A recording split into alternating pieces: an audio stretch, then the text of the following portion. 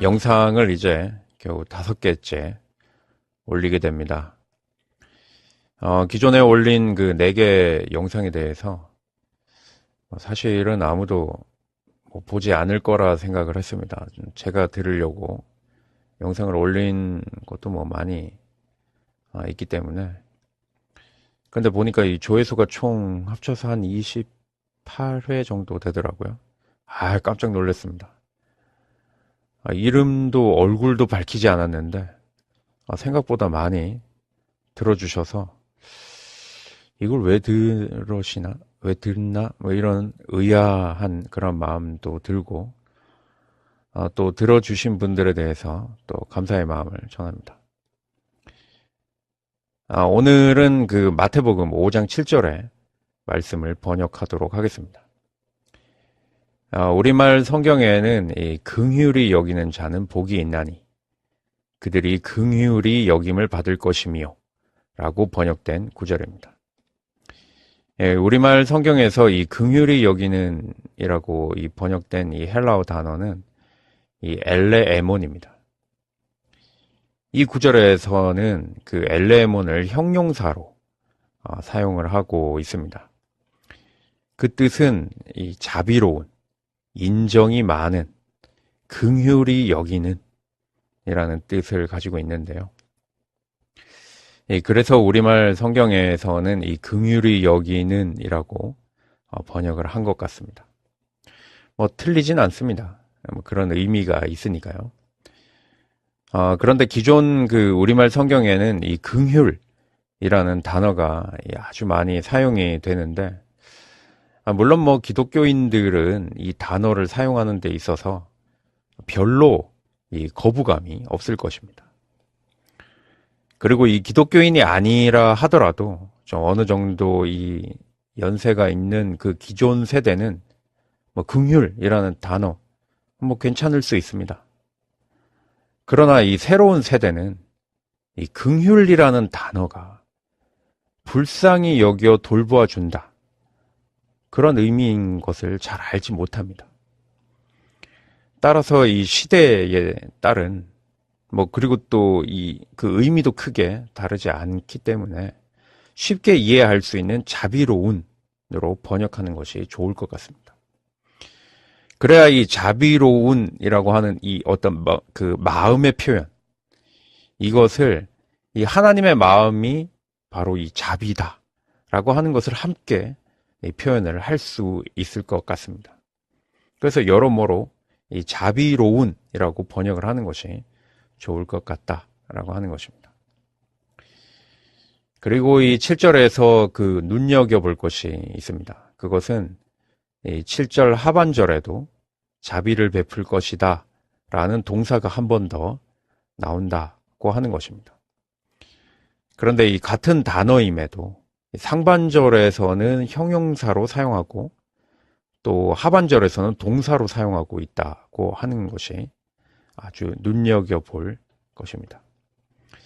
이 상반절에 그 형용사로 사용을 하는 이유는 형용사로 사용을 하면 이 마음의 상태를 좀 더 잘 표현을 하는 것이지 않을까 하는 그런 의도에서 이 마음의 상태를 좀 더 표현하고자 해서 이 형용사로 사용을 한 것 같습니다.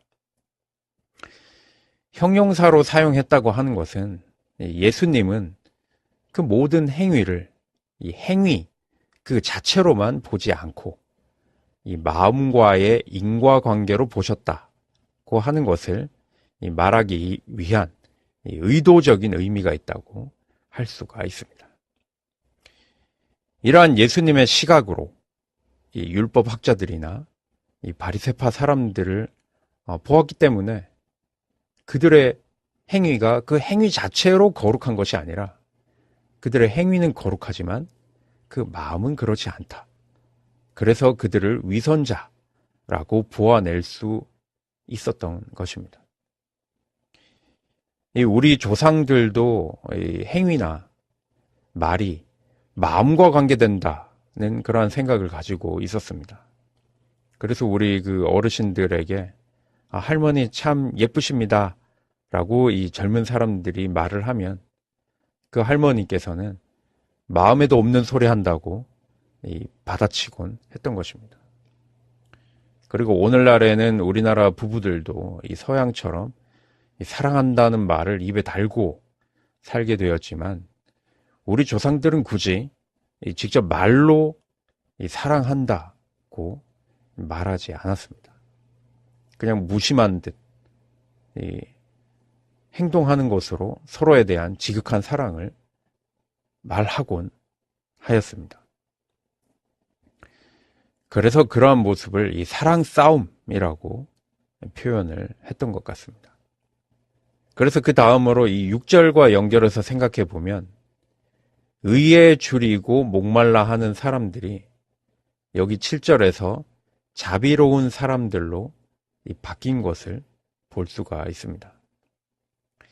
그것은 의와 이 자비가 윤리적으로 깊이 연관되어 있음을 말하고 있다고 볼 수가 있다라고 하는 것입니다.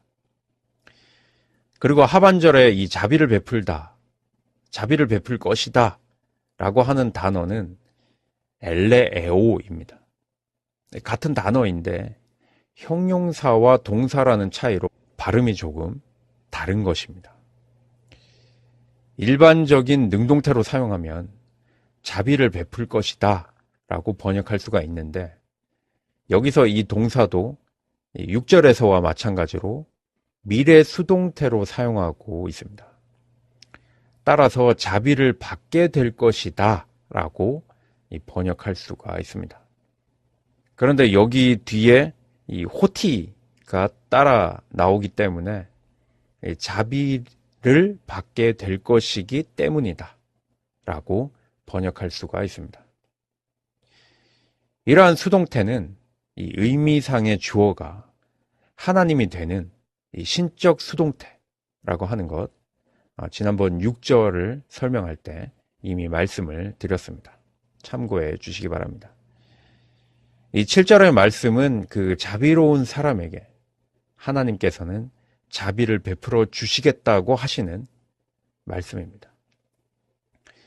율법보다는 자비가 더 앞세워져야 하고 행위보다는 마음을 더 강조해야 한다는 말씀입니다.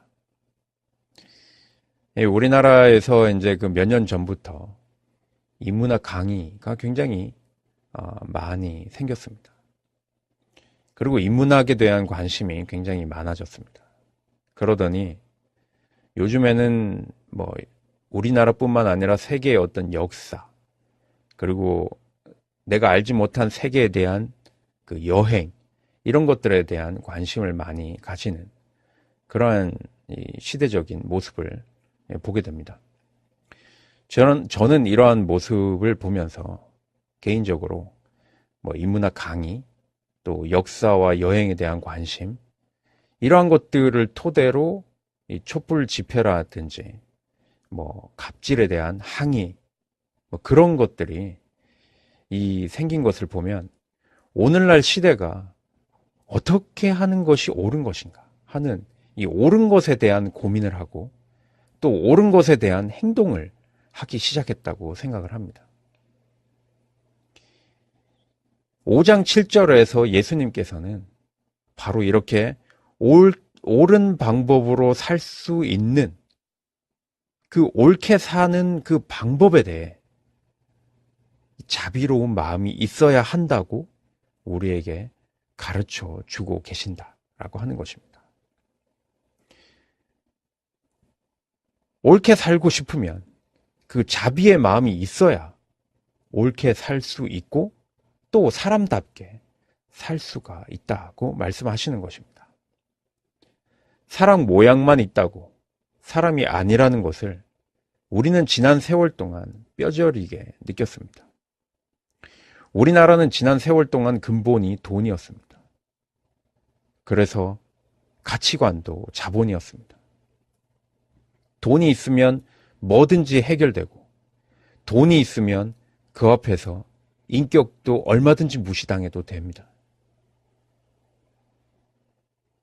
그러나 돈이 근본이 되는 사회가 어떻게 제대로 된 사회라고 할 수가 있겠습니까?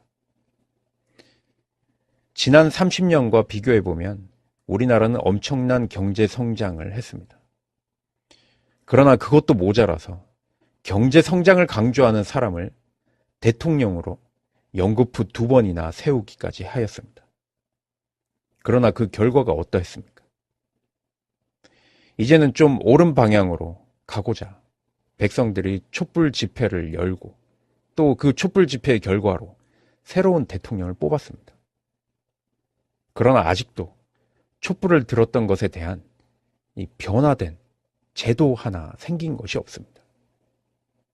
그만큼 변화라고 하는 것은 쉽지 않은 일입니다. 우리가 진정으로 옳은 것을 배고파하고 옳은 것에 대해 목말라 한다면 자비로운 하나님의 마음을 가지고 나 자신뿐 아니라 세상도 변화시킬 수 있어야 하는 것입니다. 자비라고 하는 것은 힘에 의해 눌리고 찌그러져 있는 것이 아닙니다. 자비가 폭력보다 더 엄청나고 또 진정한 힘이라고 할 수가 있습니다. 바로 그것을 위해서 우리가 신앙을 가지는 것이고 또 사람이 사람다울 수 있는 이유라고 생각합니다. 아무튼 오늘은 여기까지 하겠습니다. 성경을 제대로 번역하고 알고 깨달아서 기독교인이 되기보다는 세상을 올바로 살아가는 사람다운 사람이 되었으면 좋겠습니다. 감사합니다.